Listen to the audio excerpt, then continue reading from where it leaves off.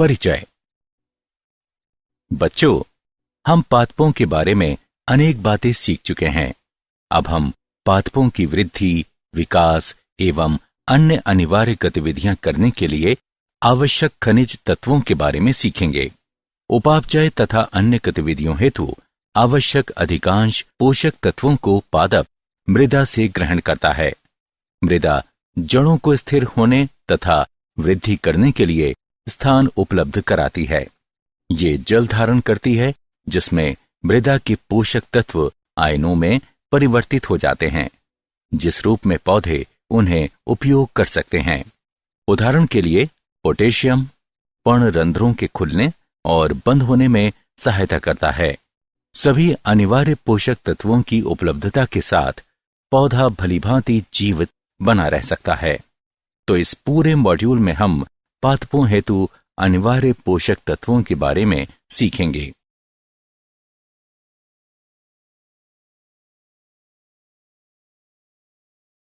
उद्देश्य। इस पाठ के अंत में आप निम्न करने में सक्षम हो जाएंगे। पादपों में खनिज अनिवार्यताओं को जानना, अनिवार्य खनिज तत्वों पर चर्चा करना, वृहद एवं सूक्ष्म पोषक तत्वों की भूमिका का वर्णन करना, अनिवार्य पोषक तत्वों की अपर्याप्तता के लक्षणों का वर्णन करना, सूक्ष्म तत्वों की आविष्टता पर चर्चा करना, तत्वों के अवशोषण की क्रियाविधि का वर्णन करना, विलयों के स्थानांतरण पर विचार व्यक्त करना, नाइट्रोजन के उपापचय का वर्णन करना।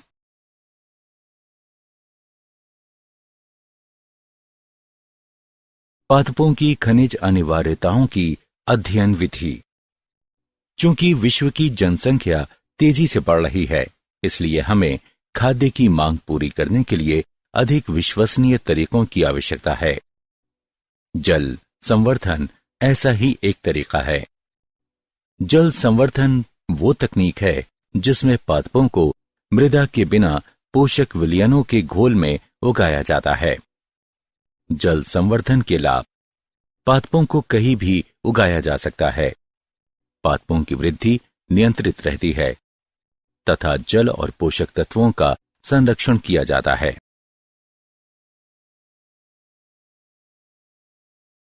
अनिवार्य खनिज तत्व। Nitrogen, phosphorus, potassium, calcium, magnesium, sulphur, boron, chlorine, iron, manganese, zinc, copper, molybdenum तथा निकेल अनिवार्य खनिज तत्वों में आते हैं। अनिवार्यता का मापदंड। किसी तत्व को अनिवार्य माना जाता है यदि पादप उस तत्व की अनुपस्थिति में अपना जीवन चक्र पूर्ण न कर सकता हो, उस तत्व को किसी अन्य तत्व से प्रतिस्थापित नहीं किया जा सकता हो, वो तत्व पादप के उपापचय में प्रत्यक्षता सम्मिलित हो।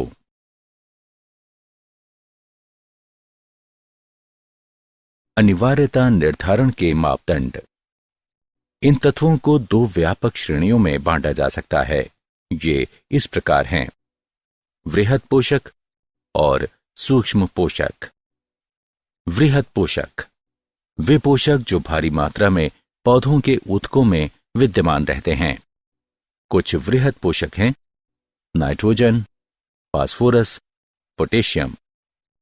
नाइट्रोजन प्रोटीन, क्लोरोफिल और अन्य एंजाइम्स का एक मुख्य संघटक है जो पौधों के जीवन के लिए अनिवार्य होते हैं। फास्फोरस बीज अंकुरण, प्रोटीन निर्माण और लगभग वृद्धि की सभी अवस्थाओं में और पौधों में उपापचय के लिए आवश्यक है। पोटेशियम शुगर, कार्बोहाइड्रेट्स, प्रोटीन संश्लेषण के निर्माण और पौधों की जड़ों और अन्य भागों में कोशिका विभाजन के लिए आवश्यक होता है।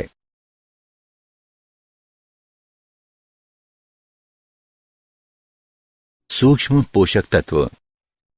सूक्ष्म पोषक तत्व पौधों की वृद्धि के लिए अनिवार्य ऐसे तत्व होते हैं जिनकी आवश्यकता बहुत ही न्यून मात्रा में होती है। ये तत्व गौण तत्व भी कहलाते हैं। Boron, iron, chlorine, manganese, molybdenum और जिंक सूक्ष्म पोषक तत्व हैं।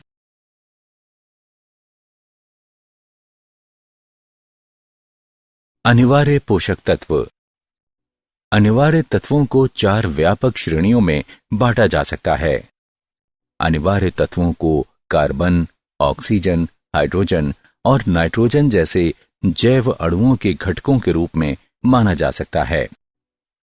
अनिवार्य तत्वों को पादपों में ऊर्जा संबंधी रासायनिक यौगिकों के घटक के रूप में माना जा सकता है। उदाहरण के लिए क्लोरोफिल में मैग्नीशियम। अनिवार्य तत्व जो एंजाइमों को सक्रिय या उन्हें बाधित करते हैं। उदाहरण के लिए Zn2+ एल्कोहल डिहाइड्रोजिनेस को क्रियाशील करता है। कुछ अनिवार्य तत्व कोशिका के परासरणी विभव को परिवर्तित कर देते हैं। उदाहरण के लिए पोटेशियम पर्णरंध्रों के खुलने और बंद होने में एक महत्वपूर्ण भूमिका निभाता है।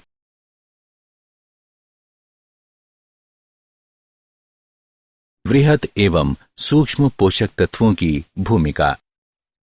नाइट्रोजन। इस तत्व की आवश्यकता सर्वाधिक मात्रा में होती है और इसका अवशोषण अमोनियम आयन, नाइट्रेट आयन और नाइट्राइट आयन के रूप में होता है। ये विभाज्योतक ऊतकों एवं सक्रिय उपापचयी कोशिकाओं के लिए आवश्यक होती है। ये प्रोटीन, हार्मोन, न्यूक्लिक अम्लों इत्यादि के संगठन में सहायता करता है। फास्फोरस। इसे पौधों के द्वारा फॉस्फेट आयनों के रूप में अवशोषित किया जाता है। ये कोशिका झिल्ली कुछ प्रोटीन, न्यूक्लिक अम्ल और न्यूक्लियोटाइड का भाग है और सभी फास्फोराइलेशन क्रियाओं के लिए आवश्यक है। पोटेशियम। इसे पोटेशियम आयनों के रूप में अवशोषित किया जाता है। ये पर्णरंध्रों के खुलने और बंद होने में कोशिका विभाजन में महत्वपूर्ण भूमिका निभाता है।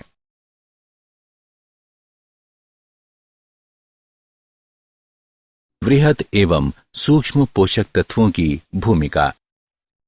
कैल्शियम। इसे पौधों के द्वारा कैल्शियम आयनों के रूप में अवशोषित किया जाता है।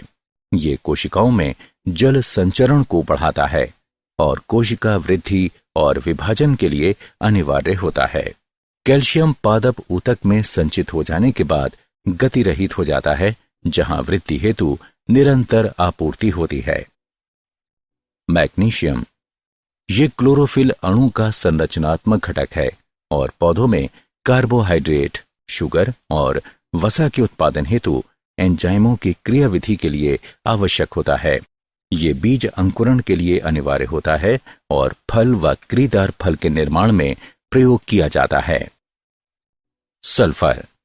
ये एमिनो अम्ल, विटामिनों और एंजाइम्स का संरचनात्मक घटक होता है। ये बहुत सी सब्जियों को स्वाद प्रदान करता है।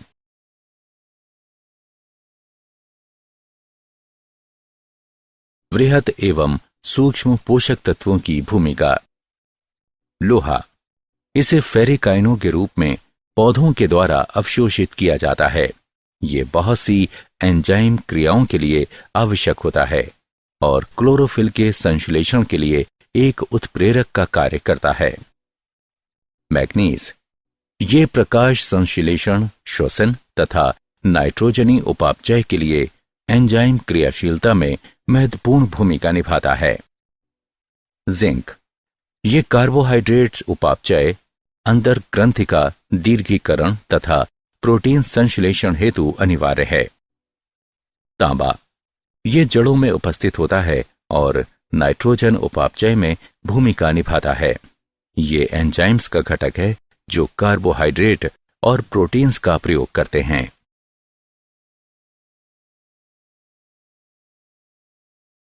वृहत एवं सूक्ष्म पोषक तत्वों की भूमिका। बोरॉन। ये कोशिका भित्ति के निर्माण, झिल्ली, कार्यशीलता के लिए अनिवार्य है।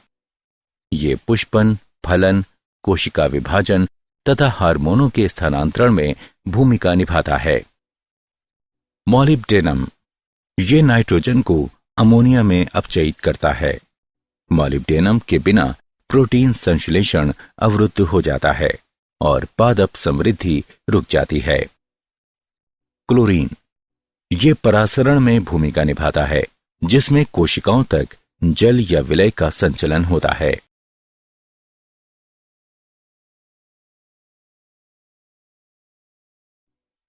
अनिवार्य तत्वों की अपर्याप्तता के लक्षण।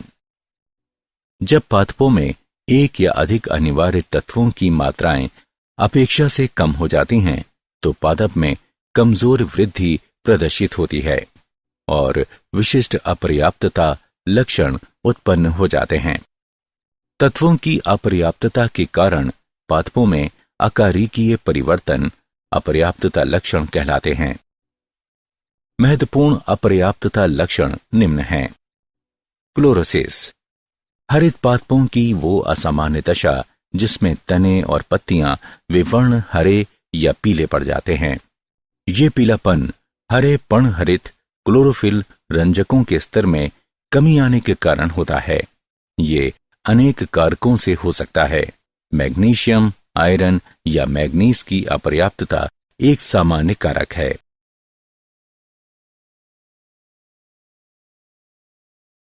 अपर्याप्तता के लक्षण। नेक्रोसिस इसमें पत्तियों के ऊतकों की स्थानीय मृत्यु हो जाती है। ऊतकों की मृत्यु का विस्तार पूरी पत्ती तक हो सकता है।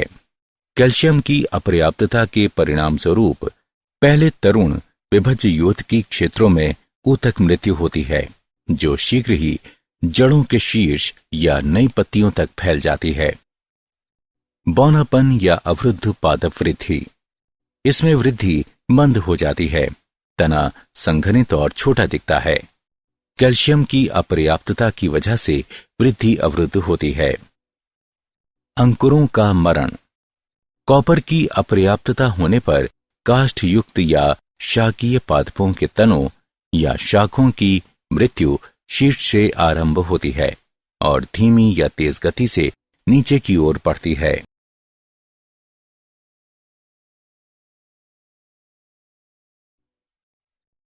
सूक्ष्म पोषक तत्वों की आवश्यकता। पौधों में सूक्ष्म पोषकों की अनिवार्यता की मात्रा में मामूली वृद्धि या कमी के कारण आवश्यकता उत्पन्न होती है। आवश्यकता के लक्षणों की पहचान करना कठिन है। विभिन्न पादप प्रजातियों के लिए एक तत्व के आवश्यकता स्तर भिन्न भिन्न होते हैं। यदि एक तत्व अधिक मात्रा में है तो ये अन्य तत्व के अधिग्रहण को बाधित कर सकती है। उदाहरण के लिए मैग्नीज की अधिकता से लौह, मैग्नीशियम और कैल्शियम की कमी हो सकती है।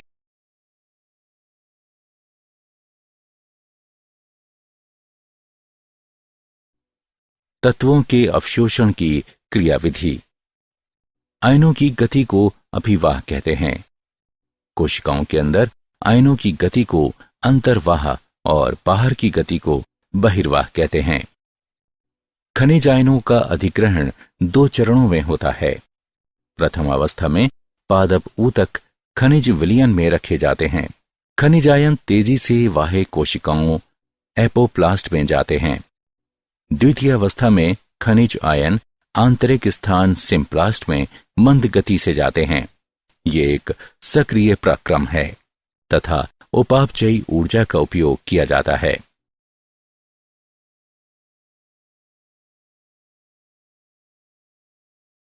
विलयों का स्थानांतरण। खनिज लवणों का एक क्षेत्र से दूसरे क्षेत्र में जाना स्थानांतरण कहलाता है। जाइलम के माध्यम से खनिज लवण पादप के एक भाग से अन्य भाग तक स्थानांतरित होते हैं।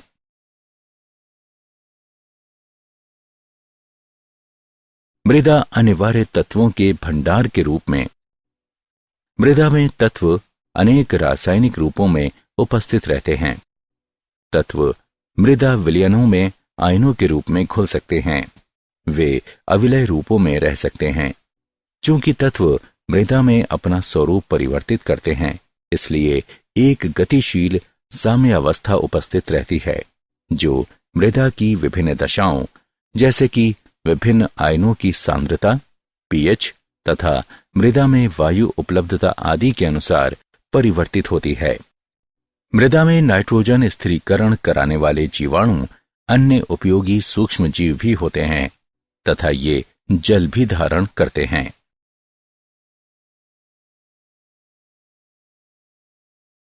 नाइट्रोजन का उपापचय। नाइट्रोजन चक्र। नाइट्रोजन यौगिक पृथ्वी पर समस्त जीवन रूपों के लिए अनिवार्य है। उदाहरण के लिए प्रोटीन और न्यूक्लियक अम्ल। नाइट्रोजन चक्र के निम्न चरण होते हैं: नाइट्रोजन स्थिरीकरण, आमोनीकरण, नाइट्रीकरण और विनाइट्रीकरण। नाइट्रोजन स्थिरीकरण नाइट्रोजन के अमोनिया या अन्य नाइट्रोजन यौगिकों में परिवर्तित होने की प्रक्रिया नाइट्रोजन स्थिरीकरण कहलाती है। तड़ित तथा पराबैंगनी विकिरण नाइट्रोजन को नाइट्रोजन ऑक्साइडों जैसे कि N2O, NO और NO2 में परिवर्तित होने के लिए ऊर्जा उपलब्ध कराता है।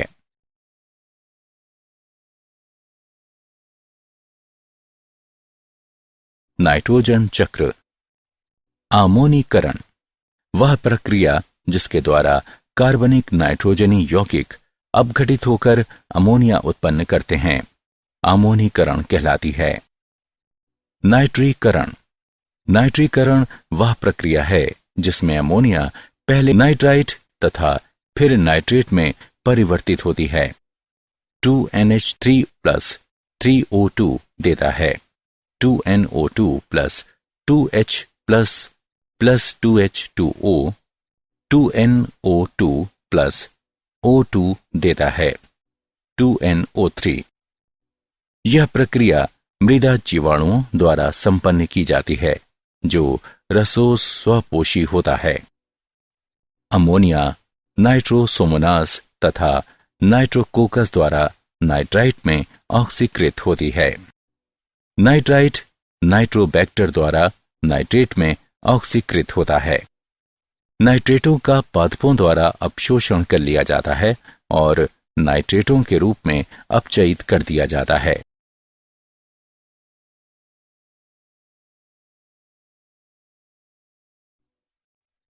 नाइट्रोजन चक्र। विनाइट्रीकरण ये वो प्रक्रिया है जिसमें नाइट्रेटों का मुक्त नाइट्रोजन में परिवर्तन या अपचयन होता है।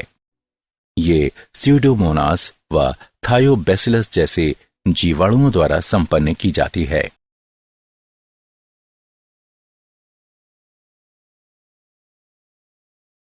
जैविक नाइट्रोजन स्थिरीकरण।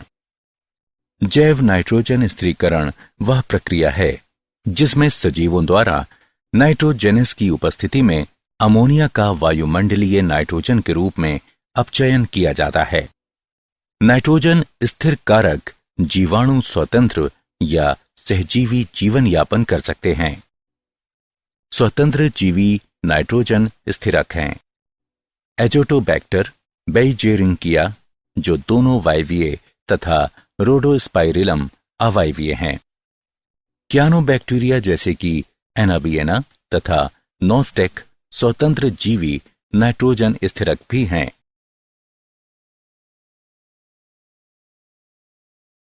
सहजीवी जैविक नाइट्रोजन स्थिरीकरण। फलीदार पादप जीवाणु संबंध सहजीवी सहयोग का अच्छा उदाहरण है। फलीदार पादपों में मूल ग्रंथिकाएं होती हैं जिनमें सहजीवी जीवाणु राइजोबियम वायुमंडलीय नाइट्रोजन को अमोनिया में स्थिर करते हैं।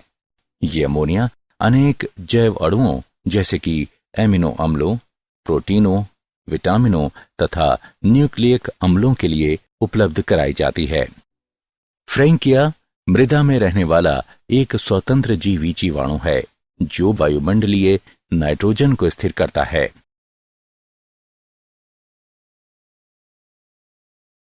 ग्रंथि का निर्माण। जब किसी फलीदार पादप का मूल रोम राइजोबियम के संपर्क में आता है तो ये जीवाणु द्वारा स्रावित रसायनों के कारण कुंचित या विरूपित हो जाता है। राइजोबिया विरूपित मूल रोम में प्रविष्ट होता है और मूल रोम के अंदर बहुगुणित होता है। पादप एक संक्रमण धागे द्वारा प्रतिक्रिया करता है जो ऊतकों तक जीवाणु को ले जाने के लिए अंदर की ओर बढ़ता है।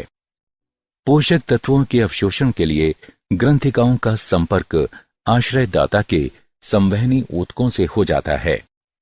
मूल ग्रंथिकाओं का निर्माण तथा नाइट्रोजन स्थिरीकरण पादप के जीनों और जीवाणु के जीनों के नियंत्रण में होता है। होने वाली अभिक्रिया निम्न है। Nitrogen plus 8 electron 8 hydrogen ion plus 16 ATP देता है। 2 NH3 plus hydrogen plus 16 ADP plus 16 PI।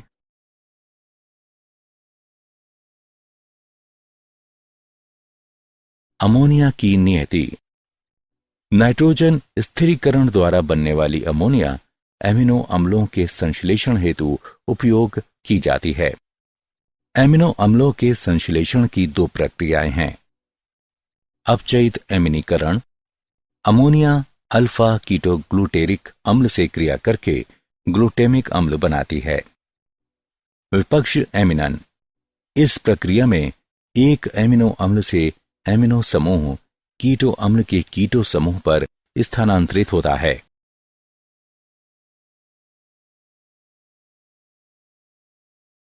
क्या आप जानते हैं पादपों की जड़ें मृदा में तथा जड़ों के पृष्ठ पर रहने वाले हजारों जीवाणुओं तथा कवकों से घिरी रहती हैं। लाभप्रद सूक्ष्म जीवों की पहचान के लिए पादप अपनी प्रतिरक्षी प्रणाली का उपयोग करते हैं। उदाहरण के लिए, जब पादप राइजोबियम मृदा जीवाणु द्वारा स्रावित काइटिन अणु की जांच करता है तो मूल ग्रंथियां बनने लगती हैं। राइजोबियम जीवाणुओं को अंदर सहजीवी अंगों में प्रवेश करने और पनपने दिया जाता है और वे पादप के लिए नाइट्रोजन बनाते हैं।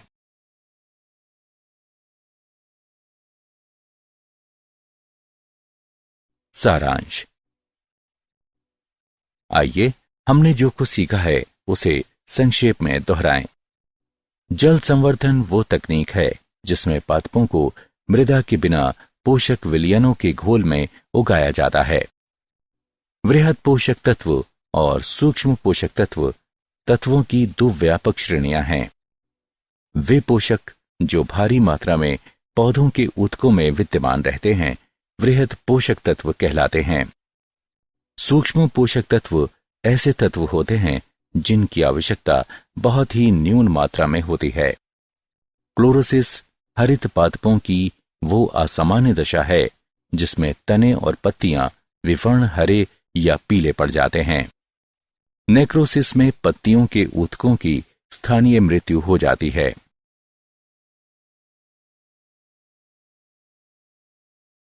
बौनापन या वृद्ध पादप वृद्धि में वृद्धि मंद हो जाती है। पौधों में सूक्ष्म पोषकों की अनिवार्यता की मात्रा में मामूली वृद्धि या कमी के कारण आविष्टता उत्पन्न होती है। खनिज लवणों का एक क्षेत्र से दूसरे क्षेत्र में जाना स्थानांतरण कहलाता है। नाइट्रोजन चक्र में नाइट्रोजन स्थिरीकरण, आमोनीकरण, नाइट्रीकरण, विनाइट्रीकरण शामिल हैं। जैव नाइट्रोजन स्थिरीकरण वह प्रक्रिया है जिसमें सजीवों द्वारा नाइट्रोजेनस की उपस्थिति में अमोनिया का वायुमंडलीय नाइट्रोजन के रूप में अपचयन किया जाता है।